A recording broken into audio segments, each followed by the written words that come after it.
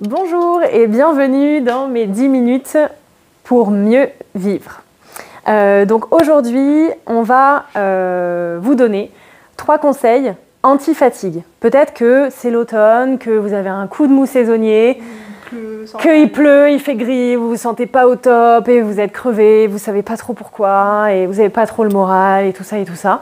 Donc on n'a pas la baguette magique pour vous donner, pour faire que dès demain vous alliez mieux, mais quand même on a quelques idées qui feront que peut-être demain ça ira mieux qu'aujourd'hui. Donc premier conseil, qui peut sembler être le B à bas, mais pour être moins fatigué, dormir. Alors attendez, on a quelques détails sur dormir. Il faut dormir le nombre d'heures dont vous avez besoin. Il y a des courts dormeurs, des moyens dormeurs, des longs dormeurs. On a chacun notre profil de dormeur.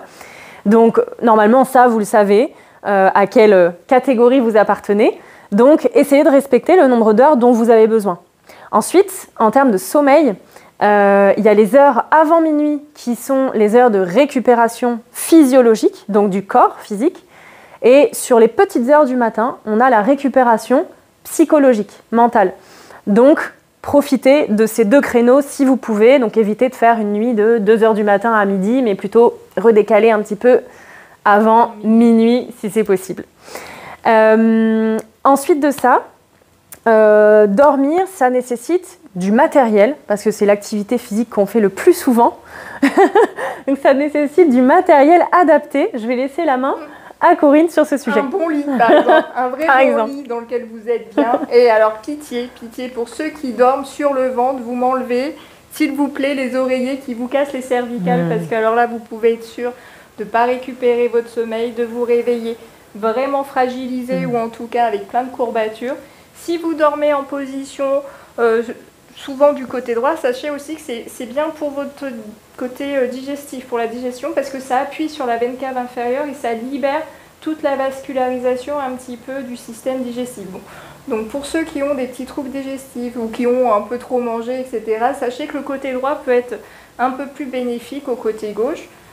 Après, peu importe, mais trouvez-vous un bon oreiller qui vraiment vous convienne, avec lequel vous ne vous réveillez pas courbaturé le matin, ça c'est important. Voilà. Et oui, donc ça c'est le premier conseil anti-fatigue.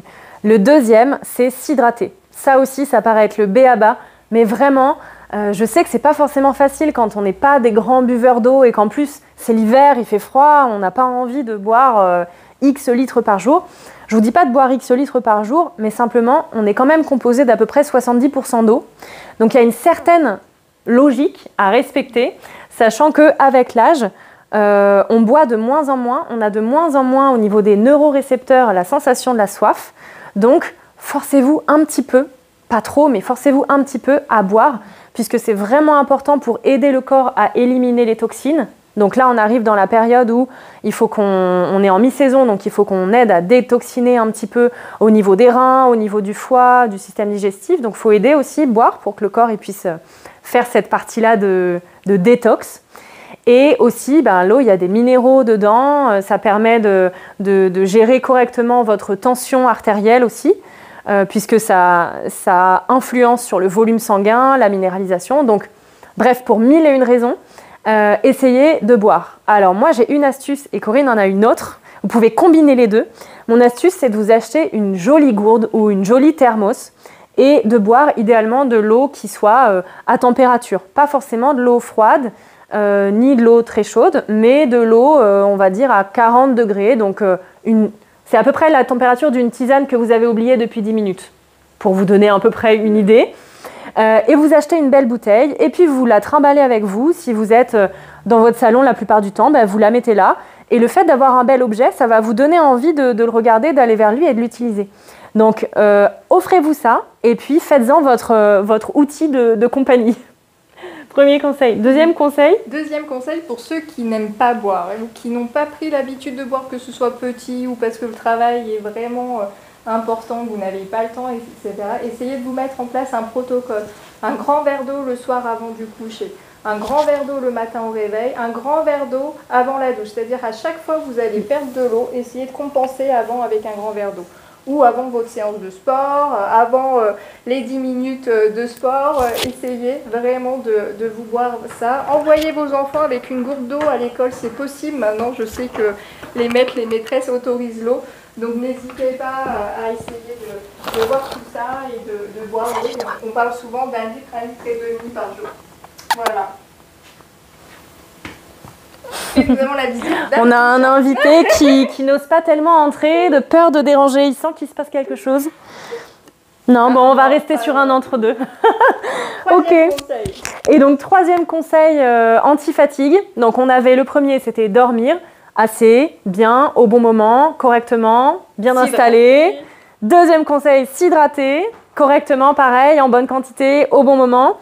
Et troisièmement, bouger. C'est vraiment le 3B à bas, mais je vous assure que bouger, c'est aussi apporter de l'oxygène au corps. Si vous êtes en carence d'oxygène dans vos poumons, dans vos tissus, vous allez vous sentir comme un peu avec un genre de voile dans votre cerveau. Vous n'allez pas avoir les idées claires, pas les yeux en face des trous.